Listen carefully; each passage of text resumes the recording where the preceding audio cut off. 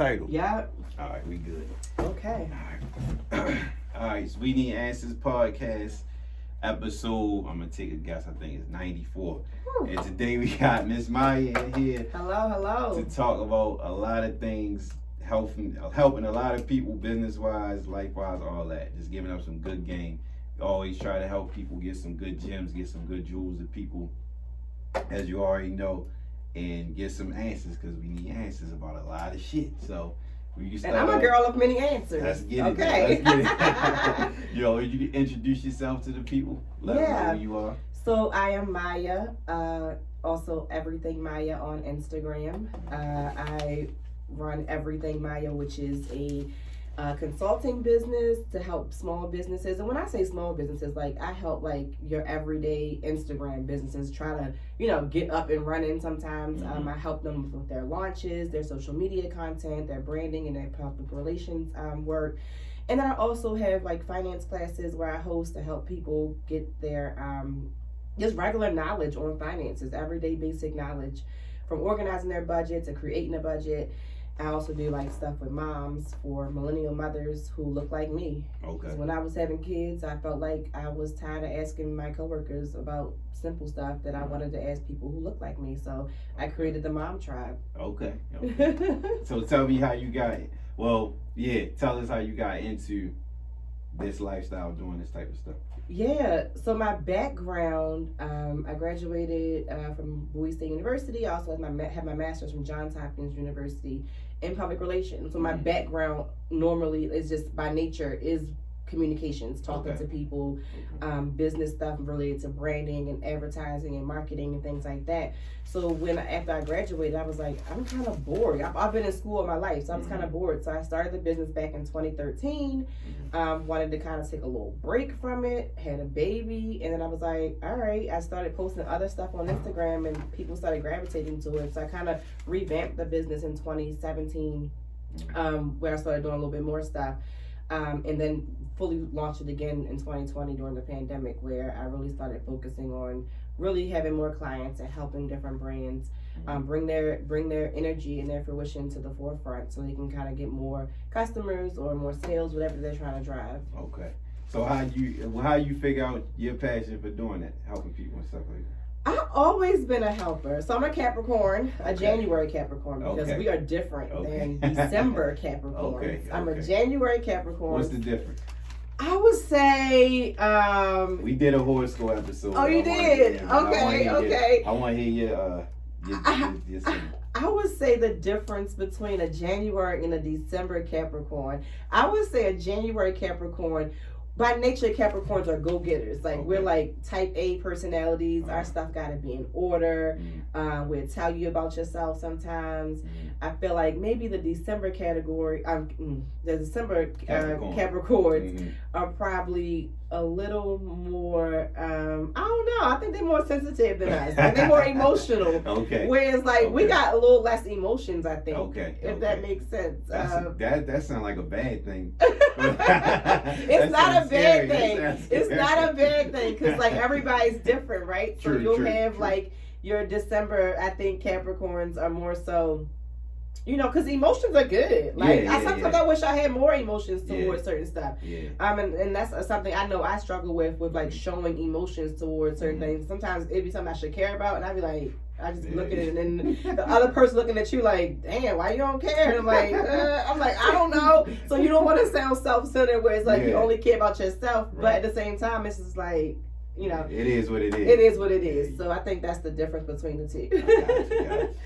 But so, we were saying, how did you figure out that this was your passion? Yeah, so I think I've always wanted to help people because I felt like I knew what it takes to kind of not that I've run a business for 20 years and my business is so successful, but I think I learned through my education and just experiences with interacting with other businesses, like calling out things. I can call out stuff from people's business that, things they can improve on. I don't care if it's Apple, Gucci, or the local mom and pop shop. Like I can call out all the things that they do wrong. I mean, we've seen Gucci run campaigns that were just like totally disrespectful or just like trash, right? We've seen just the best of the best, whether you have a budget of 10 million or you have a budget of $10. I've seen companies do things that they just should not do. So just understanding that customer experience and understanding what people really need to do to survive and succeed with their business.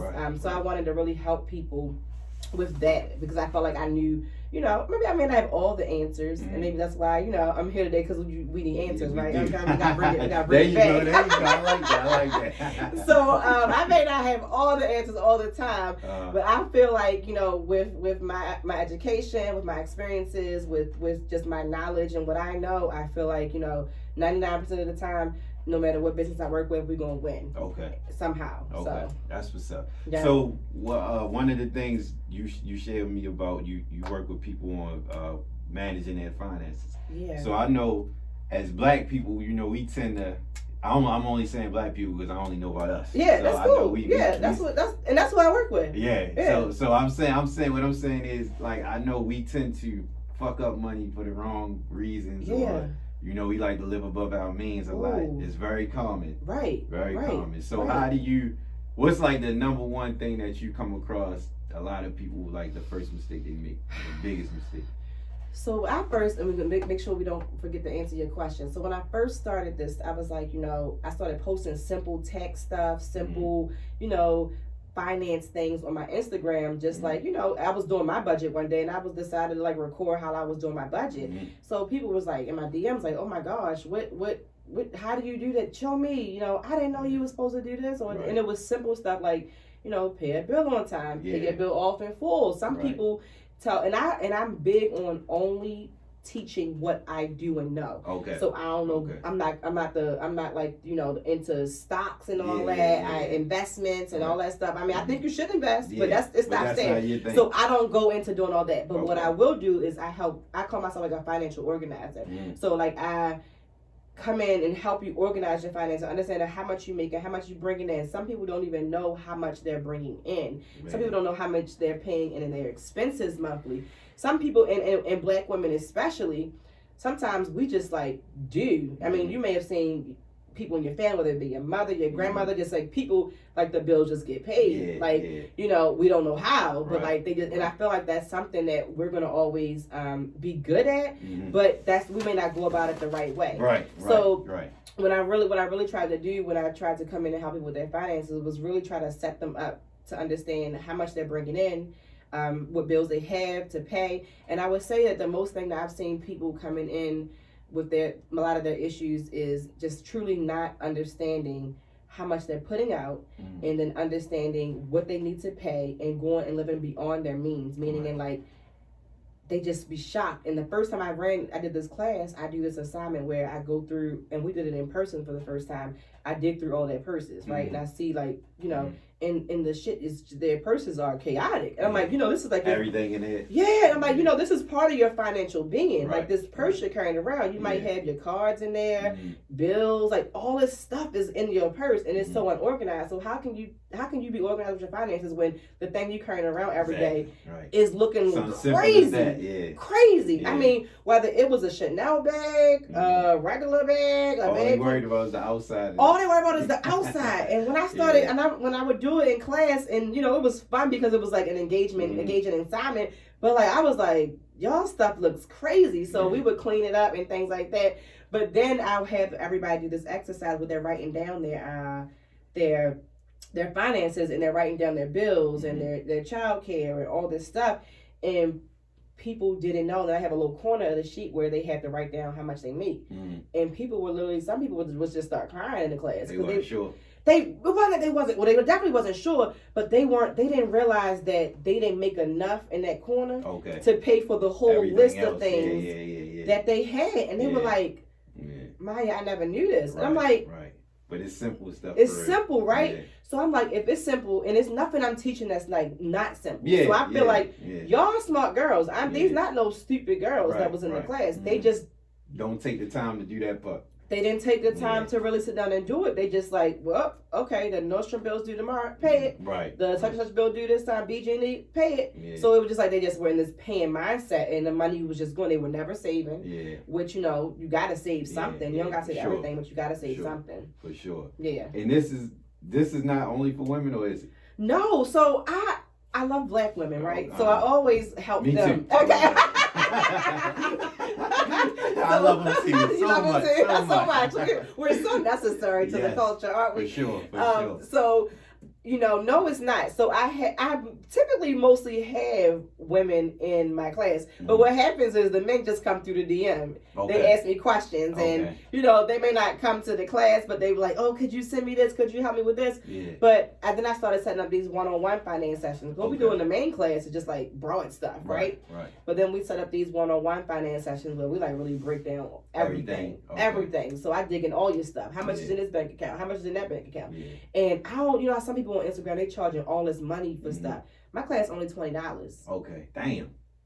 $20. Yeah. You can't beat that. And the only reason why I charged $20 and it wasn't free, because I put free game on the internet all the time, is because for one, I fed them, so I'm like, I ain't about to feed y'all for free. But I gotta do something, right? I don't mind. So, but my boot camp classes are always $20. That's what's up. Yeah, so I don't do it. That means you really for it.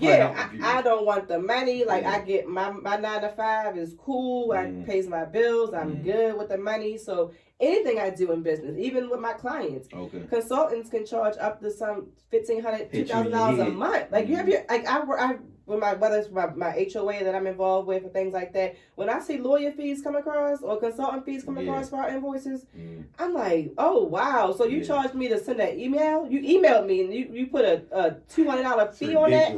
So consultants is out there making money. Yeah. So if anybody's looking for any kind of business, consultants make money. Yeah, and they basically charging to talk to you. Email, and then the work. Oh, imagine they actually got to do the work. Imagine how much that costs. So in my heart, I don't charge, like, if I'm not going to really go into all my rates and things like that, but it ain't nothing. Like it ain't. That's a hell of a deal. It ain't nothing. So are you doing this currently? You doing the classes and the one-on-ones? So I still do one-on-ones. I don't always promote it because when they come. Man, I be in sessions all the time. I'm like, I still work. I still got business. So I kind of like. Right.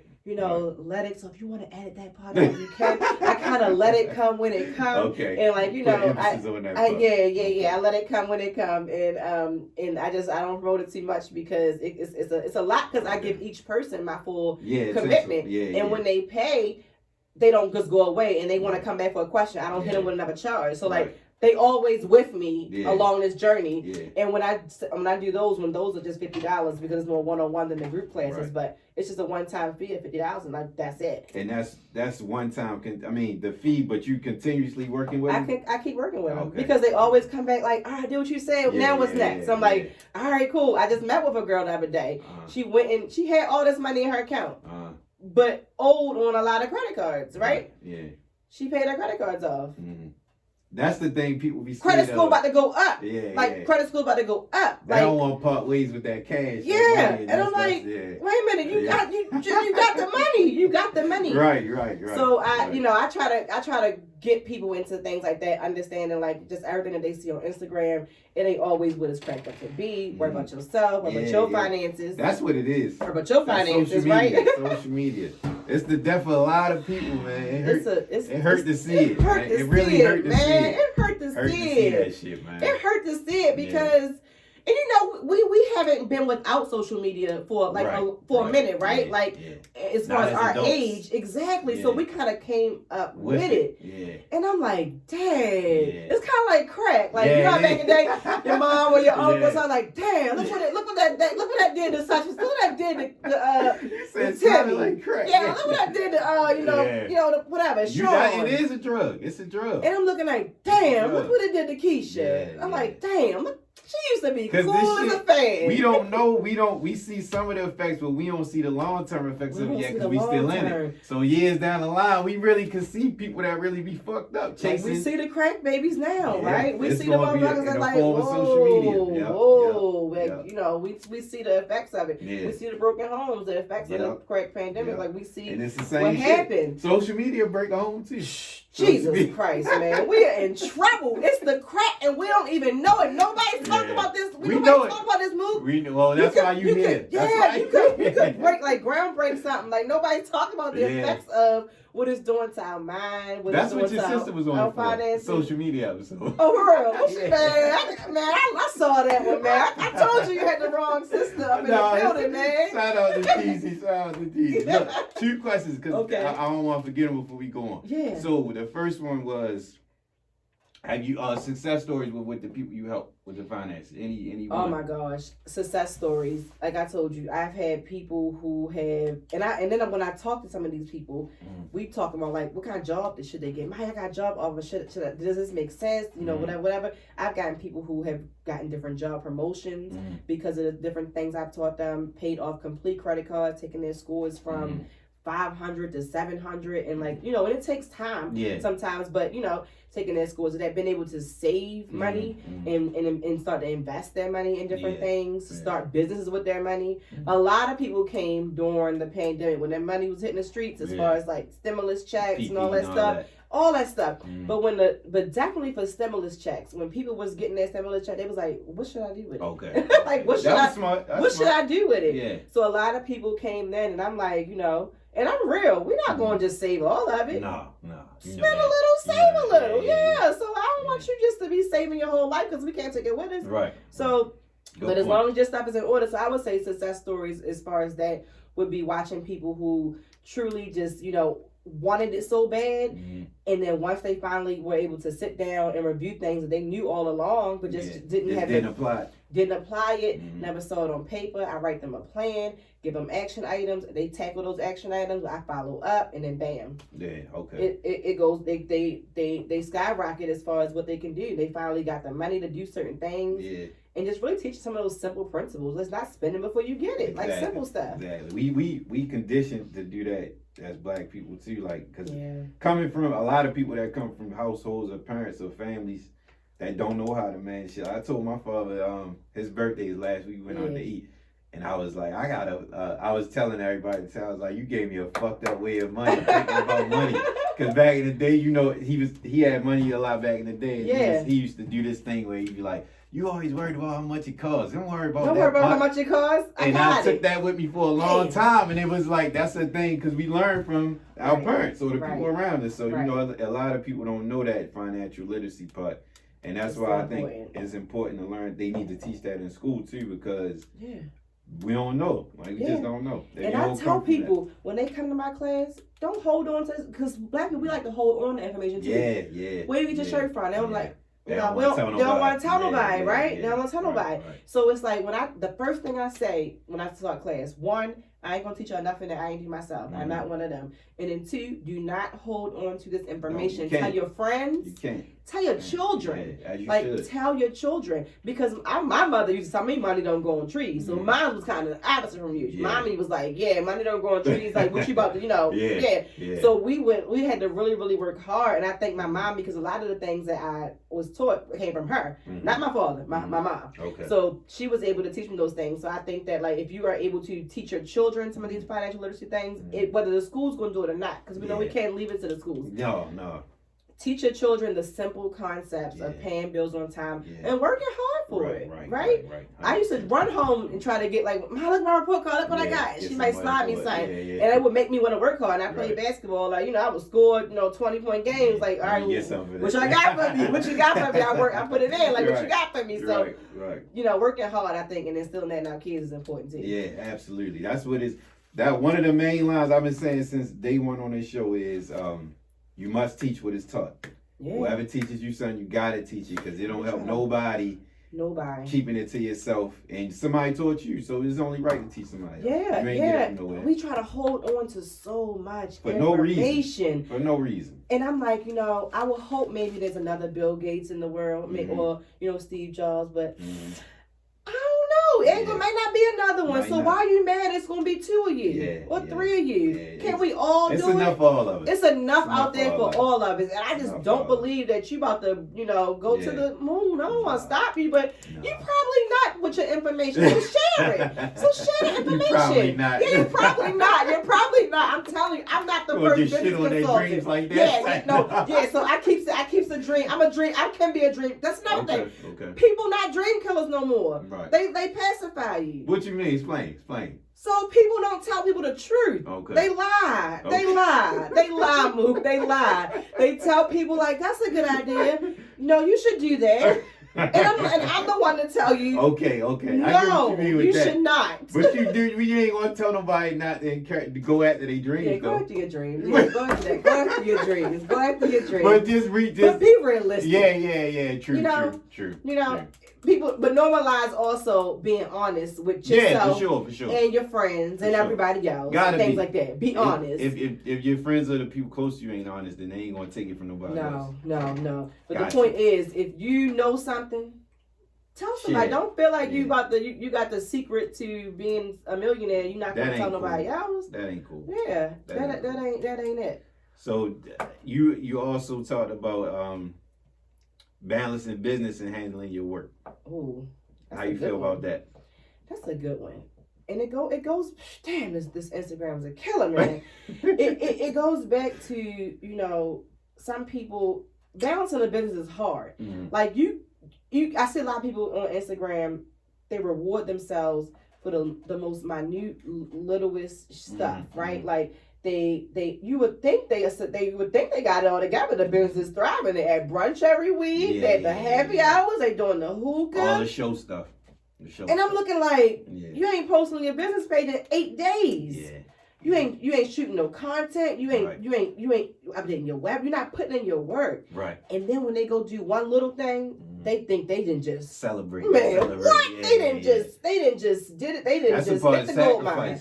People don't want sacrifice. They don't want sacrifice. And it's, people always say, how you do this? How you, I work, I teach at Bowie State University still a communications class. Okay. I do my homeowners association stuff. I still got 2 kids. I'm a wife. I try to be there for my friends, everything. And I try to do those things because I'm not, playing around with a bunch of other stuff. Right. I can't go to brunch every weekend. Okay. And it ain't just a financial thing. And sometimes it is a financial thing. Because some people also go to brunch when they don't have no money to spend at the brunch. And now they just out having bottomless mimosas with no bottomless money. And they should have relaxed that weekend. Should have relaxed.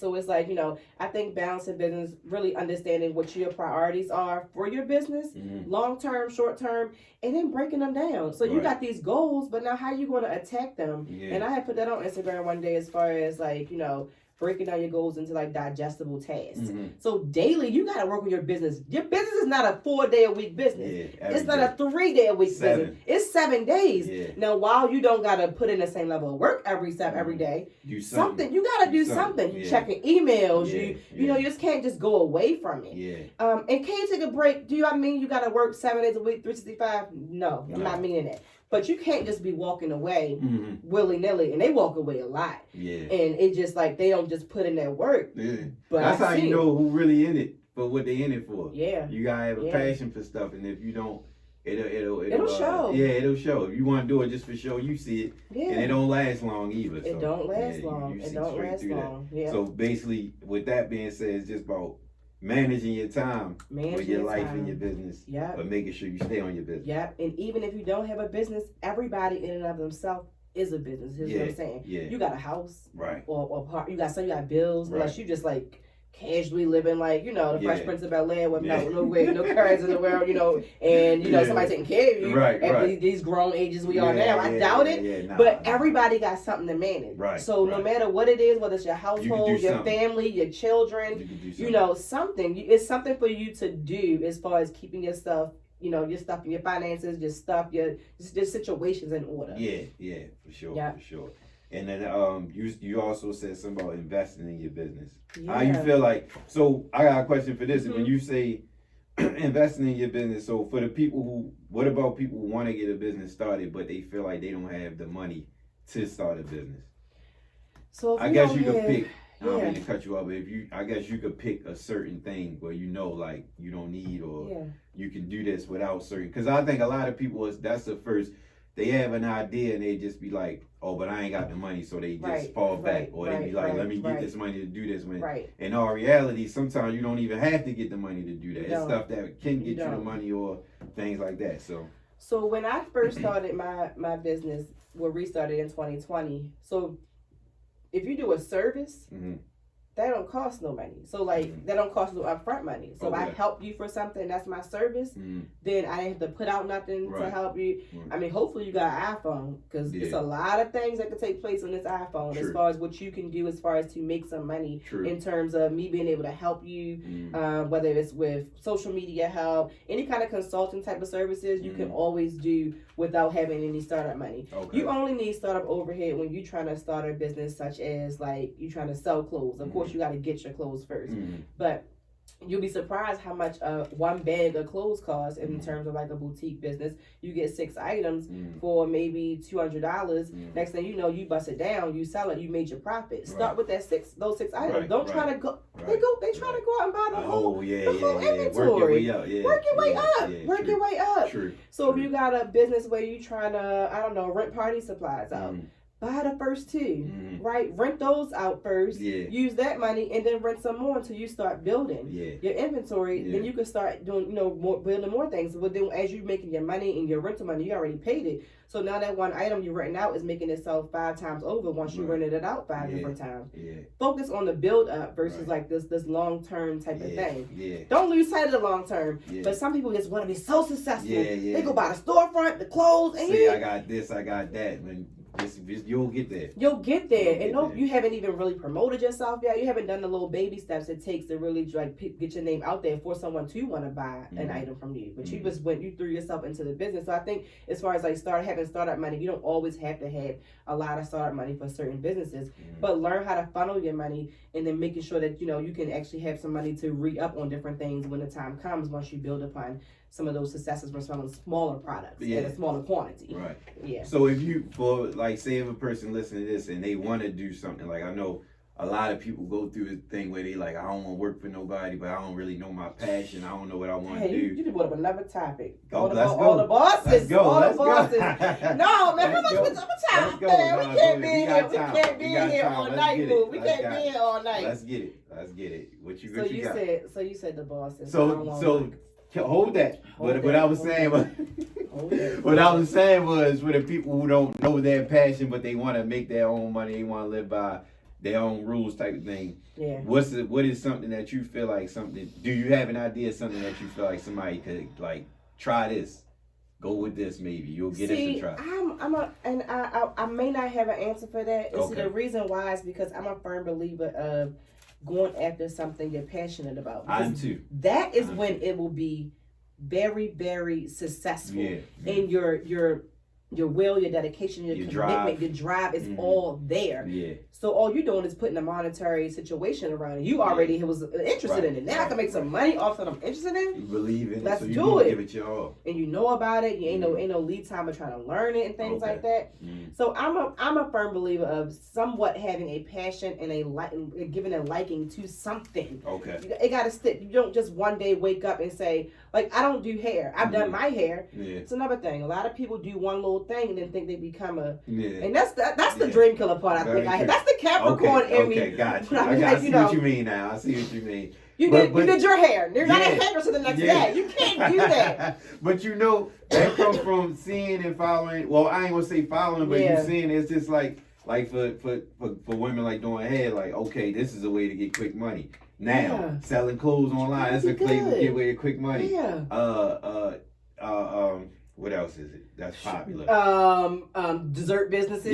Shit like that. Because you made your child's chocolate covered strawberries for his homeroom. Or selling. You can't just go make selling. Yeah, we all cook now. See, I cook, and that's I used to cook on Instagram, very basic ass meals. I mean, basic. But I cannot go and just start selling dinners. Because I cook for my family. I gotta know what they like. For it. I know what they like. You may not like and they like your food. They kind of like they eat it because it's there. Okay. They kind of like it, but I can't go do that. Well, you're a realist. You said you keep it real. I keep it real. I cook. They love it. They love it. No. Okay. I tell my folks on Instagram, I cook to feed my family because you have, according to being able to survive, you gotta eat. You gotta drink water and you need food. Yeah. And that is why that's why I feed them. They don't get food for taste. They get food to eat. And I'm not that good at it, but I try my hardest. Yeah, we survive it. Okay. But back to the whole boss conversation you mentioned. I think we still need workers. Of course. We still need the trash man. I agree. And I'm not saying you got to be a trash man. I agree. But we still need them. Every boss need workers anyway. And people have this idea that if I'm a boss, right? And I use the term a little bit on Instagram because they like it, right? They like that boss shit, right? Yeah. But I actually don't like the word because I'm a boss of what and who? Yeah. Like, of my own endeavors. I don't know what you're a boss of. It's just a boss. Real ego is an ego word. Yeah, it's a very egocentric word. It is. But we still need our foundational workers, and even when you do become this boss, you still gotta answer to somebody. True.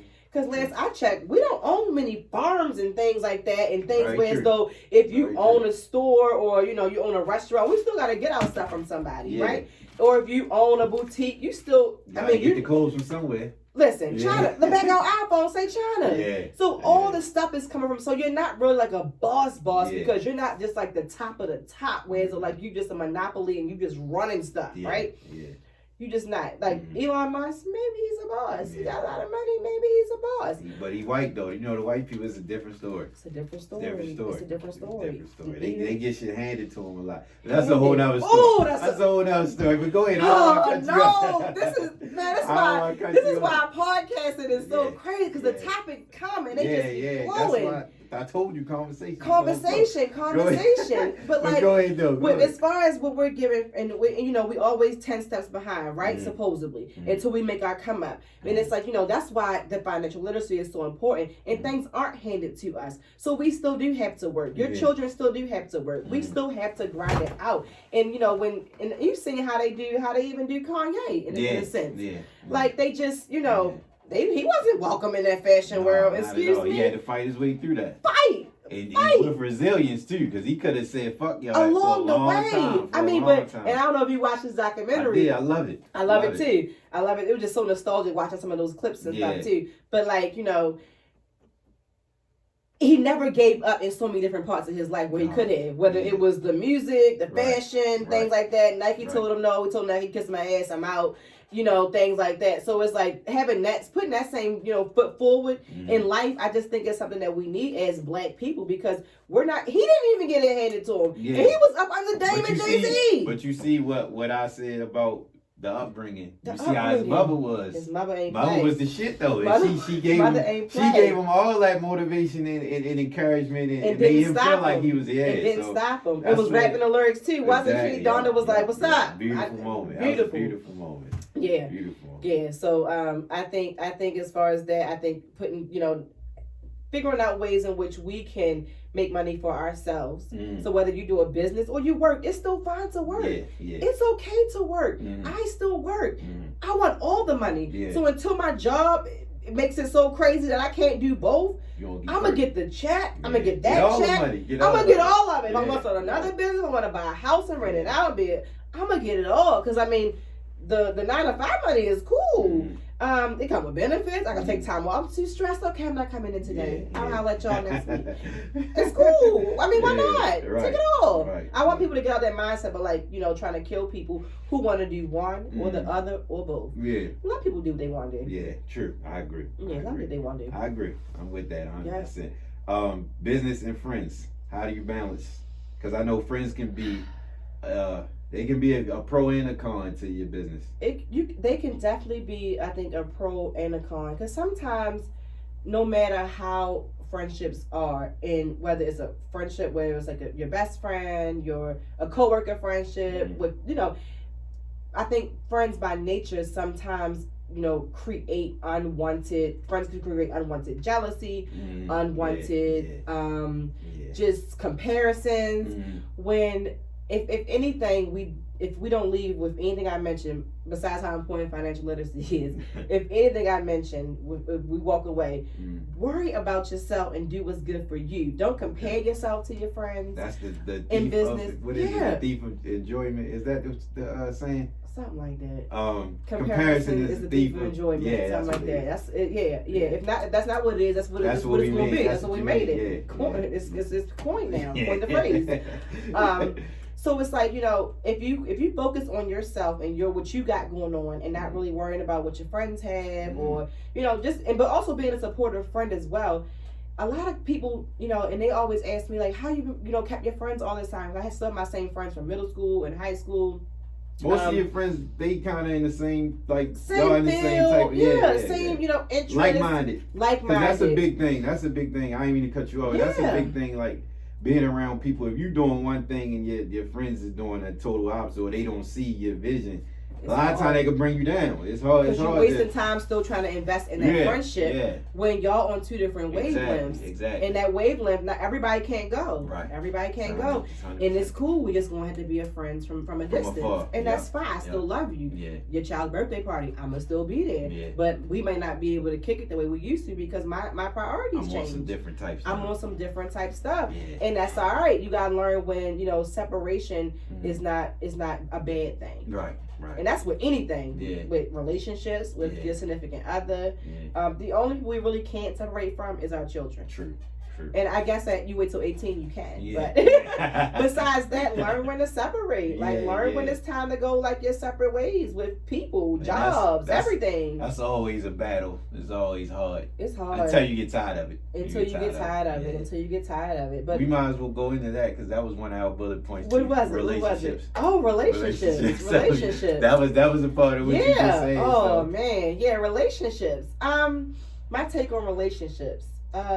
So I've been in a long-term relationship for a really long time. I stopped counting. It's been a long time. But I think, and I recently got married. I put that on Instagram. But I got married my way too. Okay. And I think that was one thing that people kind of, gravitated towards. We went to the courthouse and I paid $35 to get married. Congratulations. Thank you. In a world where we see so much on Instagram, so much pressure. The show. And I'm just like, damn. And I used to organize and be a wedding planner. Okay. So I watched people literally waste their money. I'm not, against it. I'm not against it at all. But I literally watched people throw this huge party and forget to eat the cake. Yeah. I'm like, dang, all the meetings we had over this cake and stuff. $20,000, $30,000. You didn't eat the cake because you was throwing bouquets and taking garter belts off and Mama Sundance and this person gave a speech and by the time it was done, we had to leave. So it's like, I've watched people do that and I was like, yeah, that's not for me. Was that shocking for people that you did it that route?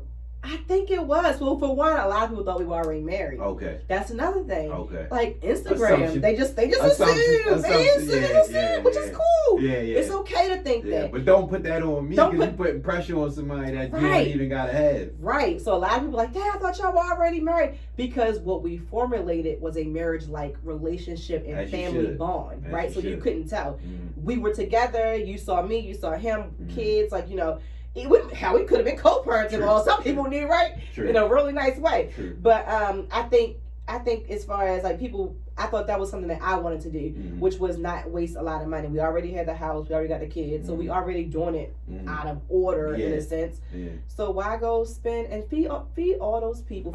They're gonna come eat my food. The concept of a wedding is really crazy. Wow, it's crazy. They're gonna have, and they get options. It's not a car. You get these people options. You want lamb, or you want sea bass, or you want steak, and you gotta fill out the car. Why am I doing this for you if y'all celebrating us?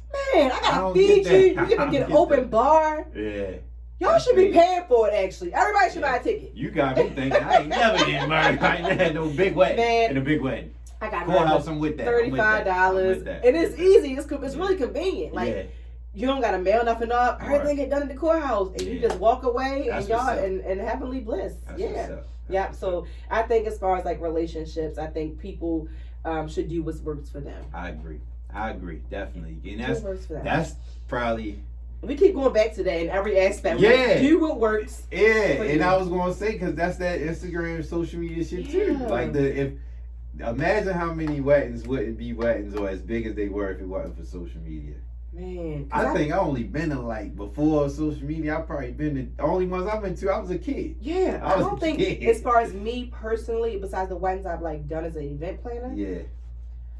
And I've never been in a wedding. And I actually want to be in a wedding because like I think I would be a bomb ass like bridesmaid. Like I would be there. First one I went to, I was in a wedding. I would love to be in one, but.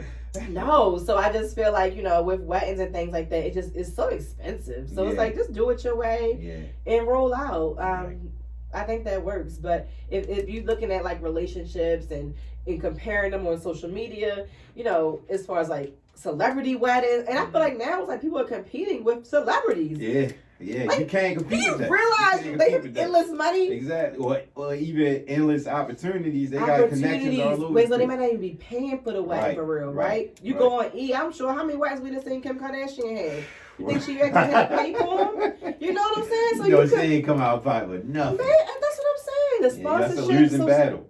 It's a losing battle. But I feel like we are comparing ourselves and trying to keep up with like the internet, celebrities. 100%. We can't wear the same thing as celebrities all the time. No. You just can't. Nah. You can't. Maybe buy it one time, but you can't rock it every day. It's crazy this came up because I was literally just talking to some people Saturday about a couple I know, and I was like, I felt sorry for the dude because it seemed like he tried so hard, but she ain't really with it. Like every time something come up, it was like, they ain't want that person to be there type shit. And outside looking in, you would have think it was perfect. But at the end of the day, it's like a question came up and he was like, they asked the person, why did they get married if they felt that way? And he was like, I think I just wanted the attention from the wedding.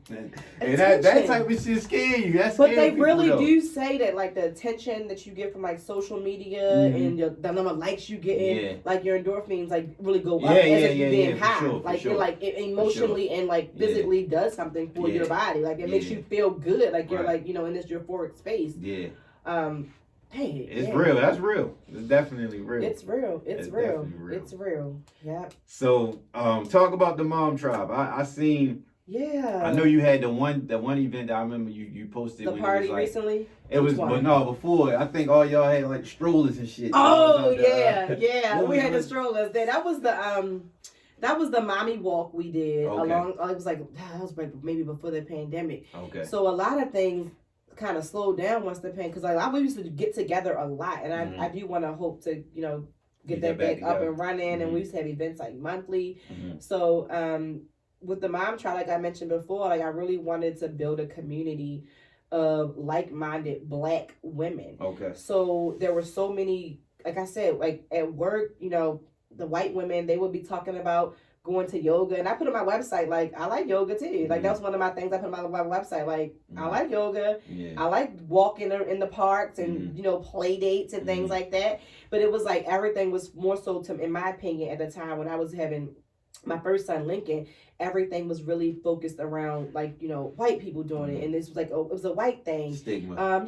Even with breastfeeding, like a lot of my friends didn't breastfeed, so it was like it's a serious situation. Like I needed to know what to do. That's not a common thing. No, it's not. I mean, especially in the Black community with so many other resources as far as like how you can get milk and things like that. And it's a task. Like imagine having to have your baby at your hip, or you want to go out and you can't drink, or you gotta go pump because your breasts are leaking and things like that. Like it's a lot. So you have a lot of questions. You have like people you want to talk to, complain about it. And I just couldn't, because a lot of my friends at the time weren't doing that. So I would go to work and talk to my coworkers, and I'm like, I just felt bummed about it. Like, that's predominantly white women? Predominantly all white women. Okay. All white women. So that's a whole different answer you get. Yeah. I wanted to just talk to women who had the same experiences as me. That was smart. That was smart then. That was what I wanted to do. And it take courage to do that, because a lot, like you said, a lot of us don't really be with sharing information or why you asking this or why you doing that. No. So how did you recruit the people that? Because I'm assuming most of them was your friends already. So some of them were my friends. Some of them were just on Instagram. I posted one day. I posted a mommy meetup. That was our first event. It's funny you said that. That was our very first event. Okay. And I'm like, all right. And it just went kind of like, I won't say viral, but like people started sharing it and things like that. Yeah. And people I didn't even know, they all showed up. And it was literally probably like 100 of us pushing out strollers down Harbor East around the nice little community, having a great time. Yeah, that's what's up. Stun on the white. Yeah, and my $1,500 stroller. Yeah, okay, right, exactly. And we looked good doing it. So what's your idea of the future for that? Yeah, so I think with that, I really want to see, and I always drop gems on my Instagram. And we recently also had like a holiday party where we all got dressed up and had fun without our kids. So we do do a lot of events with and without children. So we do want that time to continue to be alone because you still need that time as a mom. Yeah. And we bouncing so much. Like I didn't even think as like how much work goes into being a mother. When I remember having kids, I remember calling one of my friends. I'm like, was I not there for you enough? Because like, what the hell is this? Like, I'm so sorry. I was like, I feel like I should have been there for you more because I don't know what is going on right now. Yeah. So I hope that with, growing the mom tribe, we can continue to just build and lift each other up and be a support system for each other. Whether it's like, if you create a community, you might know somebody who does this, somebody in there sells homes, somebody in there who got this, or you got an event space, and like we could just all connect and like thrive off each other. Definitely. And who look like us. Like I want to talk to people who get weaves and who look like me. Like I don't want to just only talk to people who don't look like me. So, and young too, because you never know. You never know who don't have that support, like family wise or people around them that can give them that like. And it's good to get it from somebody that's your age and like the same stuff you like. So and like similar things. Yeah. That's big. What's something that you learned from that? Like anybody give you some real good advice from that? Oh my gosh. I would probably say they gonna watch this or listen to this like, damn, this shit redundant. But mommy the way you need to mommy. Be a mom the way that works best for you. We all can't parent the same. True. So I feel like that's another thing on social media. People put these these unnecessary rules upon how you have to do it. Right. Or they go and correct you in your comments. Like, who are you? Like, you can't don't correct me. Life. I'm sorry I'm not holding my child the right way, but guess what? He's getting held and he didn't fall. Right. So we're good, right? So I think the main thing I learned from like having that community is that there are so many, even within just the Black community, there's so many diverse moms who do things differently. And I've learned from people who have already been a mother for 10 years for different, because my boys are young, and just learning how to balance that motherhood aspect of life, which I think is, in and of itself, I congratulate all the moms out there. Dads do their thing. The men do their thing too, but it ain't nothing. Like, I always tell them, ain't no hood like motherhood. Like, I don't care. I know you had your hood to hood segments going on in here. Let me tell you one thing. Ain't no hood. No, I can't. Ain't no hood like motherhood. Like the trenches. Listen. The trenches. Listen. You said the hood. But no, listen.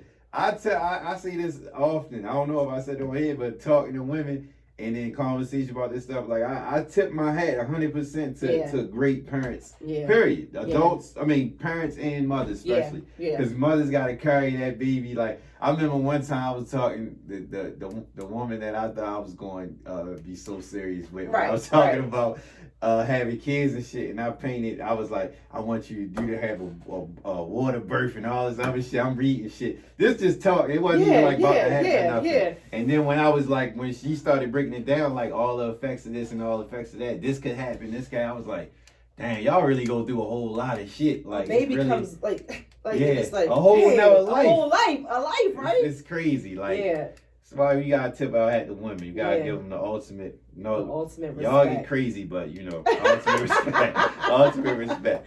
So you talked about what association you said you were part of? My homeowners association. So I'm asking you this because I think people should know about things to get involved with, because I don't think a lot of younger people get involved. I can tell you that, because I'm the youngest. I'm gonna say. I gotta say, it's a scenario, and I can't go into detail too much because I can't put no names out or nothing like that. But it's a situation of two people that's close to me that got into some shit. They probably ain't gonna watch this anyway. So. Right. But it's a situation within their neighborhoods, Right. and they got in is a parking situation. Oh, we got parking wars all the time. And when they told me, like, they walked through the steps with me about what's happening and this guy, and I was like, yo, this is crazy. So from the homeowner association, that y'all the people that hold it down, like. We're the people who hold it down, and we have lawyers behind us. Okay. We have a lot of support behind us. So Okay. basically, I'm the homeowner association president, right? Okay. Oh, So, you a big yeah, dog. I'm top dog. I'm the top dog, right? Like I dog. find people. I say, Okay. okay, you aren't doing this. So you don't play. I don't play, okay? Okay, I don't play. In fact, I just sent an email today with like just little friendly reminders. The springtime is coming. You know, you're gonna be trying to cook out. Yeah. That's over with at 11. Don't cut your grass before 7:30. Trim your trees. You know, all that stuff. Damn, Yeah. I didn't know you couldn't cut grass at a certain time. And all No, that. I mean in most places you can, but not in this neighborhood. Not in this neighborhood. You will not be waking my children You set up. this. You set No, this? it's been our rules Okay. of engagement and behavior for the whole community for years. Okay, They've had these okay. rules. We can always change it, but that's the rule. Okay. But part of homeowners associations, and people do ask me this a lot on Instagram, like, how do I be a part of it? I'm running for homeowner association. What should I do? It's really to keep the aesthetics and the value of your home up. Yeah. I wish we had more community or homeowners associations because they enforce rules to make sure that your property value stays at a good rate, so you can sell and make money off of it. So it's for your benefit. It's for your benefit, but people think that like, man, I can't live in it. I don't want you to tell me what color I can paint my house. But like, yeah, but who wants to live in a neighborhood that got a red house? Yeah. Because then your value is going to go down. Do you want to live next to somebody with a red house? No, I mean, I don't. do you think? I don't care. I don't care. Honestly, I don't care. But I get what you're saying. You ride down a nice neighborhood, all and just one red brown house. houses, and bam, Yeah, the red house exactly. right. Clip of the big red dog sitting right there. And But it means a lot to me because I'm able to give back to the community. Okay. And I know what's going on. Like I'm kind of nosy, so I kind of want to like you know. be on that app with the what's the the Ring app, the Next Door app. Yeah, I be everywhere. I don't miss. I got a whole homeowner app section in my phone. They be posting wild shit in them. I love that. You think Instagram is so wild? Wait That's till old Kathy is up there telling everybody's business and everything that happens all day. Yeah. So that's cool too. But I mean, any way you can give back to the community, I think is a good thing. I agree. I try to be involved with my schools, my alumni associations, just everything. So I can just have it keeps me busy, but it also allows me to kind of give back to communities who have helped me. Yeah. As you should. You should. Yep. So what I got a lot from this, like, we was talking about this before we started about how you were saying you don't really like Instagram, social media, and all that, but you feel like this is your way of like you giving back, and this is the only way to reach people at this point. Right. So I was saying that to say, like, I think I salute you. I want to applaud you for what you're doing because, like, shit like what you saying, homeowners association, shit like that. I don't think the average person even think to even consider getting into it. But if you see somebody that's doing that, it's like, oh, and even if it wasn't you, if it was, it could be a girl, Sally, and this is the only thing that she does do on Instagram. Nothing else be like interesting. But I never thought this could happen if I do this. And I think when you do stuff like that, you create awareness and you bring attention to shit. Yes. And I think, like, I'm glad that you're doing what you're doing on Instagram. And like I told you before, I don't really enjoy. I don't enjoy taking pictures. Like, I don't like posing and shit and all that. And then too, I wasn't against doing this because I the way it came to me, it was natural. So I knew it was something I needed to do, but I wasn't really with being in front of it. It took me a while to be comfortable being in front of it. Right. And I say that to say, like, when I used to be on Instagram before all this, I was just on there having fun. Cutting up. Fucking up every relationship I had. Because every time I post something, a girl say, what the fuck are you posting this for? Who is this? All that dumb shit. And then when I was having fun, I cut that out. I said, chill. Right. All right, I don't want to keep fucking up. So once I got this. That is funny. I don't like posting as much, but sacrifice, like we said. Yeah. You do stuff, and I know none of this is just to be on this, be like, I got a show. I'm just doing this. Like I said, we doing this to give people resources to know things. Like I know somebody's going to see this and be like, I need to holler at her because I need to get my shit straight. Like, yeah, I'm the one that very get. I'm the one like people be like, I know you will fix me up. Yep, I sure will. And I'm honest. So I tell people like I don't want to just like tell you about yourself in a rude way. Yeah. But I address some of the things that you may not have wanted to address all this time. Right. So like we're gonna fix all of it. People avoid shit like that. Yeah. I feel like a lot of people be kind of embarrassed too, like when it comes to like the finance stuff, like they kind of embarrassed to really step out and show that. So like it's nothing to be. When I tell you, when people come to my class, they ask some of the most craziest questions. I'm like, for real, but it ain't about that. It's about like, all right, you asked that question, but guess what? You asked it, but 20 other people got the same question. Right, exactly. And we might as well just tackle the question, and so everybody can get the information. And if you don't, it's just gonna stay the same. So I encourage people to just go after it. Go after it. Do you feel like men could do a club like Mom Tribe? Oh my gosh! Oh my you gosh! Step back on that one. Could y'all do something like for Mom Tribe for fathers? For fathers. That's a good idea. Do you encourage that? I would encourage it because I think another underappreciated value in the Black community is the Black man. Yeah, for sure. I think the need to have a man around, and not just a desperate need, but just a need to have that foundation, that protection, that security, financial support, home and family stability. You cannot have a home stability without a man. And I want women to understand that. I know we may have been taught to be independent, and we was if a man, we don't need a man, we could do this, I got my own. Right. Who never wanted more? True. You don't want his and yours? True.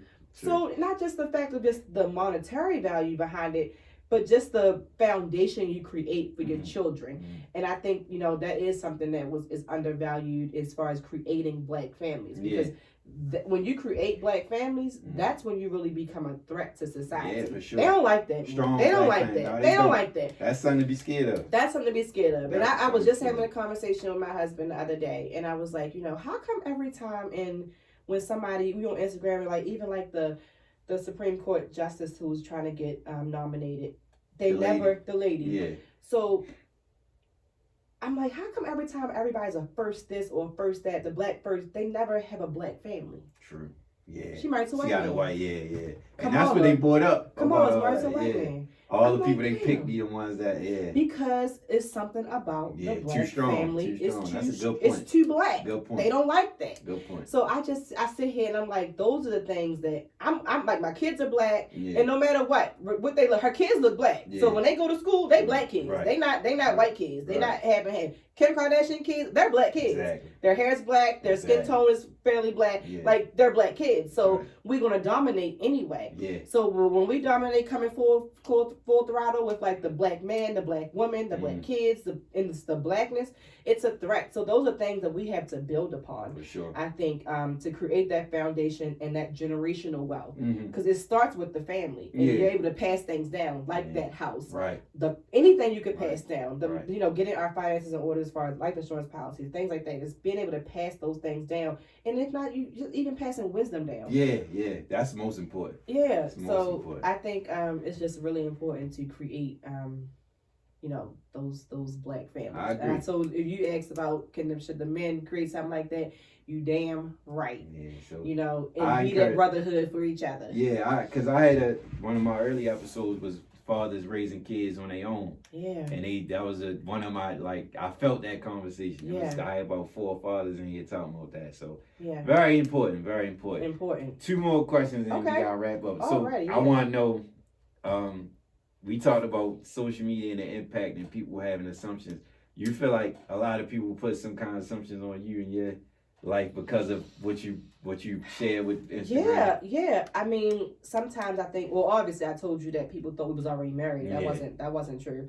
But then also I think sometimes people, they look at you off of social media, and I try so hard, like even when my kids get on my nerves, I try to tell you that I don't want you to think that I have a perfect life. Right? You share the good and the bad. I try to share. I can't share all the good, like I can't share all the bad, but I try to share the good and the bad, and I try to be as real as I can on there. So I think that this perception of just trying to be perfect and presenting that to people, I want people to know, like, I'm not perfect. Nobody's perfect. We all got our ups and downs. So.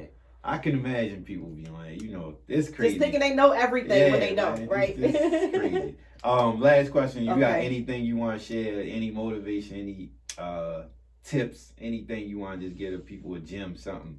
Handle your business. Handle your business. Okay. And I'm not just talking about business, like you own a business.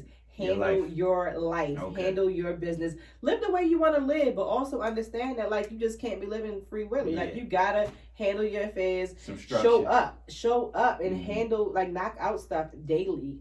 If you have long-term goals, figuring out ways to really break them down into digestible little tasks so that you can actually, obtain your long-term goals before you can even think about doing these things. You got to actually break them down so you can get those baby steps in first. Right. Okay. That's it. I appreciate you. So I think I'm gonna title this "Handle Your Business." Handle your with Miss business. Maya. Handle your business, man. Handle your business. You gave a lot of good gems, a lot of good game, and I know people want to take this and run with it. So be on the lookout. I hope they flood. I'm telling you, flood her DM and get all the information you can, because it's definitely valuable. Yeah. And as far as everything that you offer, how to get in contact with you. So you can visit my website at everythingmaya.com. My Instagram handle, everythingmaya.com. Everything Maya, everything Maya. So that's another little business gem. All your handles need to be the same. Right. Stop making people work hard to find you. Yeah, true. So everything Maya on Instagram, everythingmaya.com. Right. Okay. Boom. Got you. All right, we wrapping up, we closing, and like I always say, subscribe and like the YouTube and the podcast apps on all the apps. And until next time, we need answers. All right, peace. That was great.